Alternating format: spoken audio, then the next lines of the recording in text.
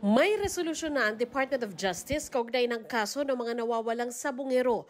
Rekomendasyon ng DOJ, sampahan ng kasong 10 counts of kidnapping with homicide ang negosyanteng si Charlie Atong Ang, mga pulis na sina Police Lieutenant Colonel Ryan J. Orapa, Police Major Philip Almedilla at 19 na iba pa. May hiwalay ring 16 counts ng kidnapping with serious illegal detention na inirekomendang isampa laban kay Ang, Orapa, Almedilla at iba pang pulis, kabilang ang ilang John Does o hindi pa nakikilalang mga pulis sa grupo ni Orapa.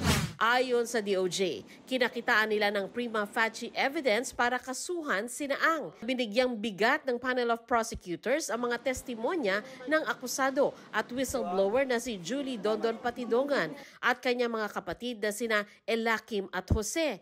Makailang beses itinuro ni Patidongan si Ang bilang mastermind ng pagkawala ng mga sabongero mula 2021 hanggang 2022 sa iba't ibang lugar sa Bulacan, Maynila, Laguna at Batangas. Sabi pa ni Patidongan, pinatay na raw ang mga sabongero at itinapon ang mga labi sa Taal Lake. Ang abogado ni Ang na si Attorney Gabriel Villarreal, tinawag na depektibo at hindi patas ang rekomendasyon ng DOJ. Maghahain daw sila ng motion for reconsideration para ito'y mabaliktad. Sinusubukan pa naming makuha ang panig ng iba pang mga inirekomendang kasuhan.